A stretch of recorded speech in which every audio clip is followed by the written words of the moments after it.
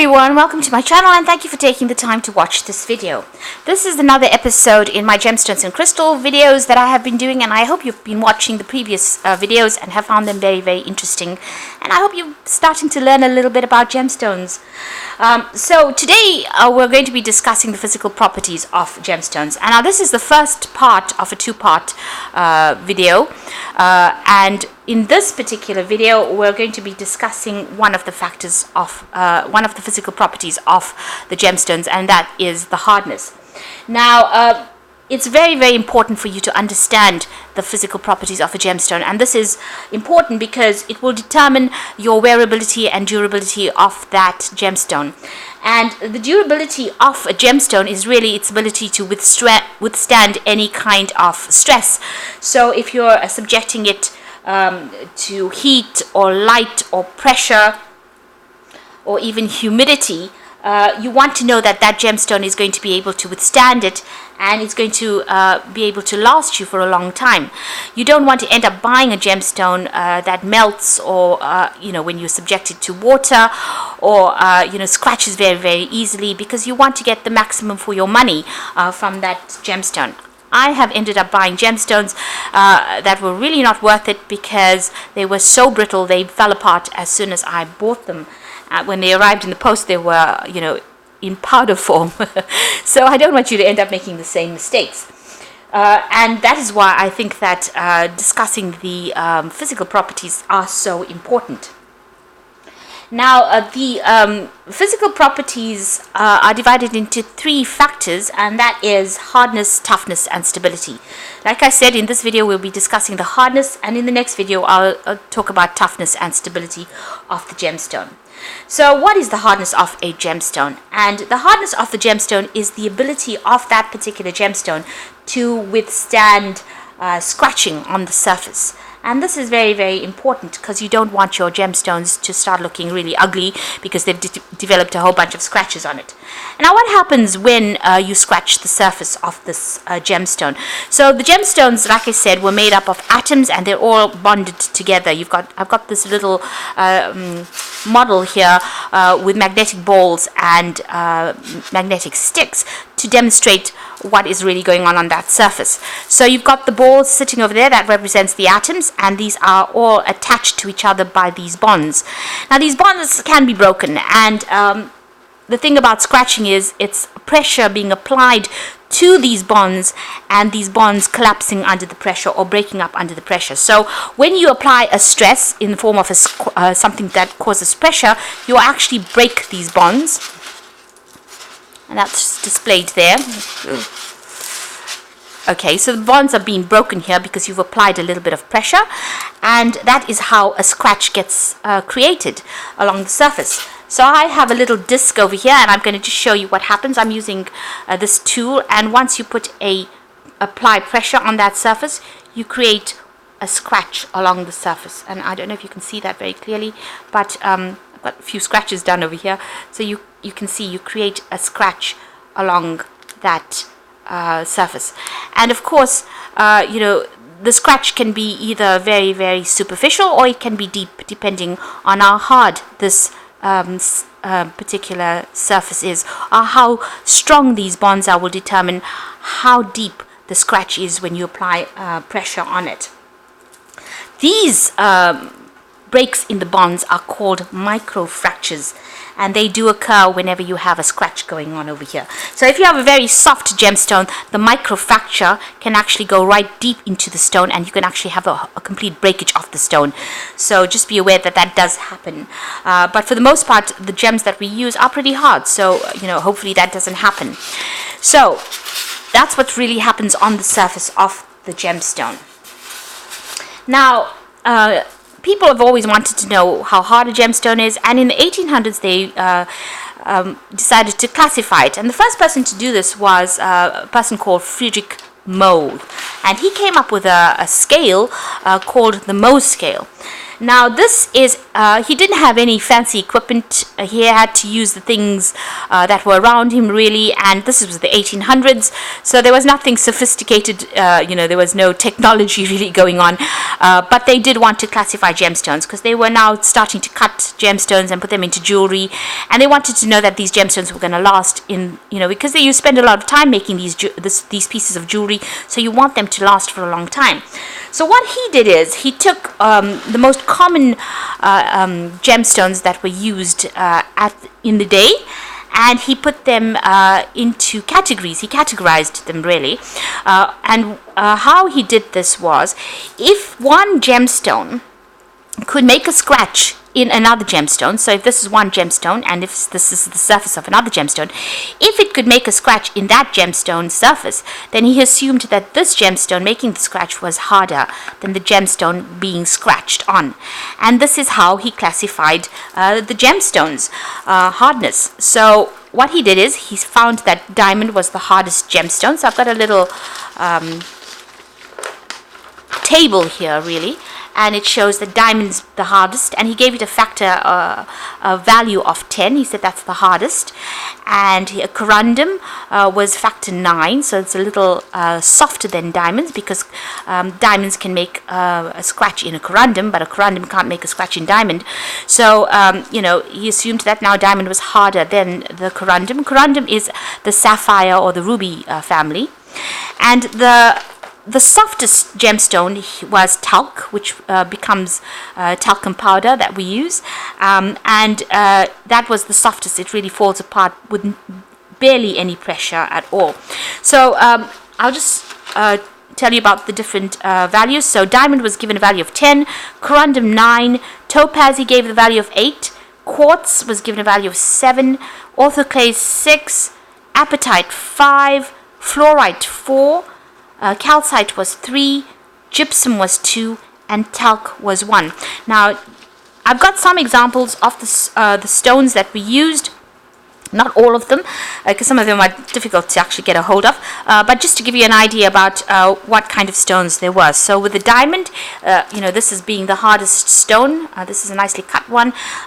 He gave this a value of 10. I am not scratching the surface of this diamond to demonstrate that, but this is the value. This is a hardness of 10. And I've got corundum, which is rubies. So this is given a value of 9, and even sapphire has been given a value of 9. So really, ruby is a red sapphire, if you have to think about it that way, but they have got the same value of hardness as well, and they belong to the same family really. And then I've got some topaz. This is a lovely yellow topaz necklace that I have. So this is quite a hard stone. It's given a value of 8. So if you're buying anything from that topaz family, blue topaz, green topaz, it's going to give you quite a good lifespan on that particular gemstone. And then we've got quartz, and this is a clear quartz stone that I have, and this has been given a value of 7, so slightly less than the topaz. Now this is the relative hardness scale. This is hardness that is being derived by scratching. So this is given a value of 7. And I've got an apatite stone as well, and this was given a value of 5. And I've got a bit of fluorite over here, which is a reasonably soft stone, so it does fall apart quite quickly, and it was given a value of 4. And then finally, I've got some calcite over here, which is pretty soft. It does fall apart. This has been given a value of 3, so it's even softer than the fluorite stones. And finally, talc. And I haven't managed to get a hold of a talc stone, but I do have talcum powder, and this is baby talc. And you can see it's very, very soft, and this is the reason why we end up using it. It's very, very soft, and this was given a value of 1 on this particular scale. Now, he put it on a graph, and so I have put it on a graph as well to just demonstrate this to you and how it looks. So it's not a complete straight line down. You can see it's got a curve. The graph has got a curve on it. You can see diamond being the hardest stone, talc being the softest, and then sapphire, topaz, quartz, apatite falling in between over there, giving you the value. So you can see it is decreasing, but not proportionally. As you get closer to the talc, the gemstones become really, really soft, and they don't withstand stresses as well. So this was the Mohs hardness scale, and it is a scale that is used by most jewelers. It's used in industry quite a bit, and it is a very, very simple scale to use, and it gives you a lot of information, and it's easy to understand as well. All you know is that one item scratches the next item, and this is how you're going to be getting your hardness from that gemstone. Now, learning the values on the all the other gemstones fall on this curve, on this line. The most common gemstones are the diamonds and sapphires and topazes, and you can see the reason why we're using them is because they're so nice and hard. They're sitting higher up on that Mohs scale, and we can get quite a good durability out of them. Now, I've got another little table over here that's just showing you the absolute hardness, the actual hardness that is measured. Now, the actual hardness is measured using a sclerometer, and this device is got a little. It's got a little stylus, almost it looks like this scratching tool. It's got a little diamond at the end of the scratching tool, and what they do is they put a fixed load, so a known weight on the end of that stylus, and it's done under very, very strict conditions, very standardized conditions, and then they make, well, I don't know if you can see this, they make a scratch on the surface of the gemstone or whatever they're testing. So they make a scratch along the surface over there, and then they go in and they look at the scratch that they made. They look at it under the microscope, and they decide how deep that scratch is, and this is how they get the values for the absolute hardness. And you can look at them. They don't, they're very, very different from the relative hardness of the Mohs scale. This is almost just like number values given on that relative Mohs scale, but these are the actual hardnesses of the gemstone itself. So diamond features on at about 1,500 on that hardness, absolute hardness scale, so it's pretty hard. And corundum is 400, so it's very, very much softer than a diamond. The Mohs scale is not reflecting how much softer that corundum or that sapphire is to the diamond, but you can see it's 400 on the absolute hardness scale, and it's 1,000, and the diamond is 1,500. Whereas in the Mohs scale, you've got a value of 9 and for the corundum, and you've got a value of 10 for the diamond. So you don't really get an idea about how much softer the sapphire or the ruby is than the diamond when you're looking at the Mohs scale. But on the absolute hardness scale, you can see it's very, very much softer than the diamond. And when you go down, you get the quartz that's featuring it at 100, which is so much softer than the corundum itself, and even much, much softer than the diamond itself. So quartz is actually quite a soft stone. When you're looking at apatite, you're looking at about 48%. So here's my apatite stone. So looking at 48 as the number. So this stone is very, very, very soft, really, compared to a diamond, which is 1,500.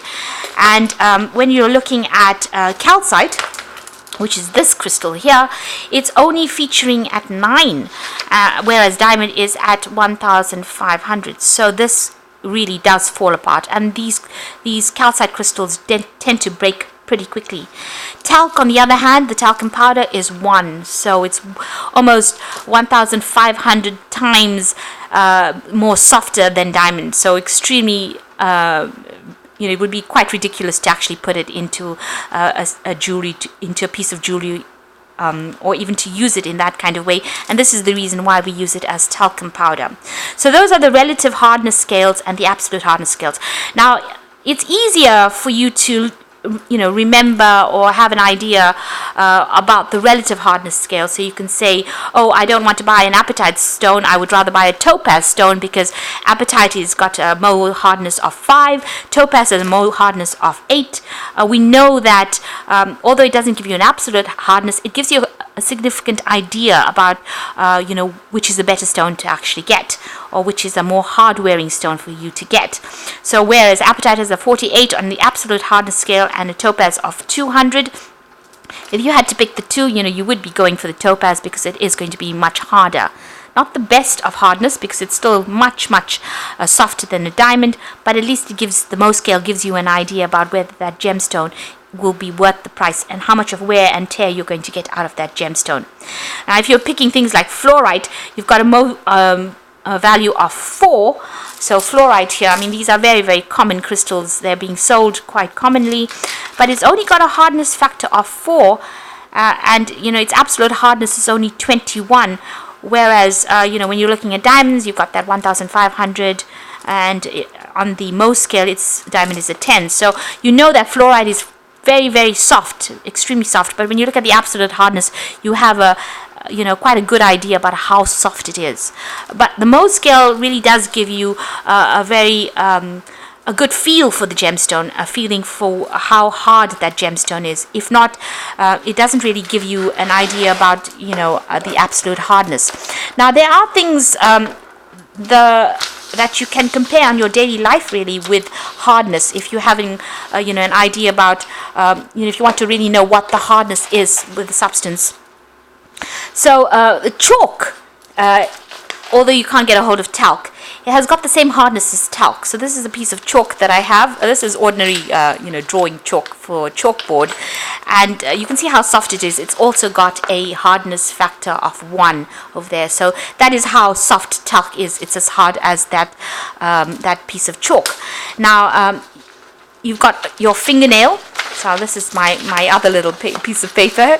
You've got a fingernail here. So the nail of your finger has got a hardness of 2.5. So that's close to the gypsum calcite values that you're looking at. So it's pretty soft, gypsum and calcium. It's only as calcite. It's only as soft as your fingernail. Then if you take a copper penny, that's got a hardness factor of 3.5, and you're looking at a value between fluorite and calcite, which is fluorite being 4, calcite being 3, and the copper penny is about 3.5 on the Mohs scale. So somewhere between fluorite and calcite lies the copper penny, and so that's how you know how hard the fluorite is going to be. It's slightly harder than the copper penny. Now you can make marks in the copper penny pretty easily here, so you can understand how quickly it is to scratch, how easy it is to actually scratch a fluorite crystal, because you can scratch copper pretty easily. Now a steel knife, on the other hand, so I have a knife over here, has got a value of about 5.5, and it's just slightly harder than the apatite crystal. So apatite is featuring as number 5 on the Mohs scale, and the knife features at 5.5. So it's between orthoclase and apatite. So apatite is just slightly harder, it's just slightly softer than the knife. So that is how hard that apatite stone is going to be.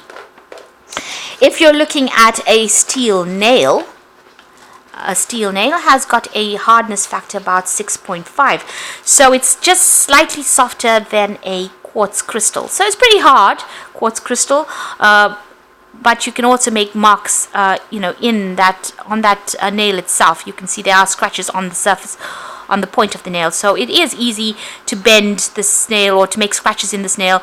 So it has got a hardness factor of about 6.5, just slightly less than the quartz crystal itself.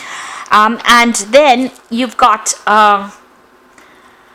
a drill bit. So this is something that you would use on stones themselves. This is quite hard, and the drill bit comes in. So when you want to make holes in gemstones or beads, you get one of these drill bits, and they actually have a hardness factor of about 8.5, so pretty hard. And that is just slightly, if you're looking at topaz, it's slightly harder than a topaz crystal. So it's quite hard. It's much harder than topaz crystal because it comes in at about 8.5 on the Mohs scale. And the final one is the sandpaper. Now I've got a little toolkit over here. This is a drill set, or a set that you use to do nail files, in filing your artificial nails when you put them on. And they have got aluminium oxide on the surface of it. So it's a sandpaper surface. Well, most sandpapers these days are made out of aluminium oxide, and they've got the hardness, and they're used there because they've got the hardness of about 9, and that hardness is similar to that of corundum, which is sapphire or ruby, and so it's got this sandpaper. Most sandpapers have that hardness of about 9 on the Mohs scale, unless of course it's a diamond sandpaper, diamond chips on the surface of the sandpaper, and then it will have the same hardness as a diamond. So for the most part, common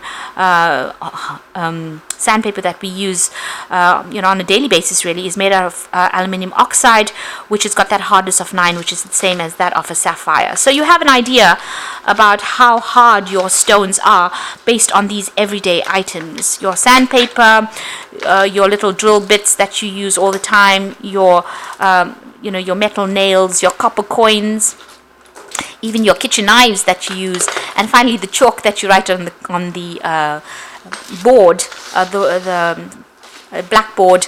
This is what the hardness of these factors are compared to the gemstones. So that gives you a little more idea about how hardness features in, and how hardness is important as far as gemstones go. So when you're choosing your gemstones, it is important for you to try and choose the hardest stone. You will find that the harder the stone is, the more expensive the stone is, and for some reason it seems to be even rarer. And this hardness factor is very, very important, because not only is it important in buying gemstones or working with gemstones, because the hardness factor determines on how much equipment they're going to use when they're cutting the gemstones or fashioning the gemstones. So it's going to need a lot more energy to mold or to cut those gemstones, and a lot more expertise, and therefore the price goes up on that particular item that you're buying if it's a very hard stone. Also, that hikes the price up on the gemstone. That is why you pay so much for buying just 1 carat of diamonds.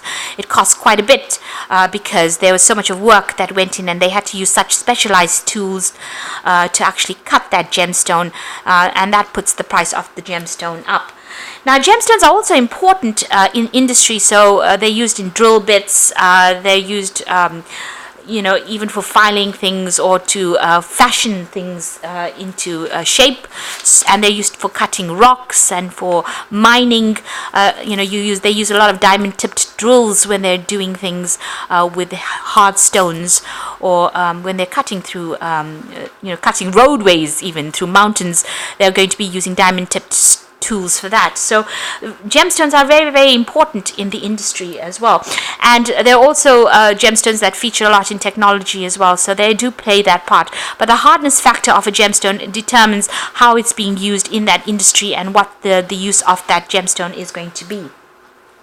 When you look at it in nature, you find that landscapes that have got harder stones tend to undergo less erosion. So these mountains that are made out of rocks that are harder, who are higher up on maybe on the Mohs scale, if you like, they will be long-standing landscapes. So the granite, those kind of hard rocks are going to be lasting for a longer time, and these are the landscapes that people want to build houses on, or they want to put massive buildings on, because they're going to be lasting a long time, and they're going to be able to withstand things like earthquakes because of their hardness. So the hardness of a gemstone is really, really important, and it is also very important for you when you are deciding on how to choose a gemstone and how much of wear and tear you're going to get out of that particular stone. So I hope that you have found this particular video very, very interesting, please don't forget to like, share and subscribe, and thank you so much for watching. Take care now. Goodbye.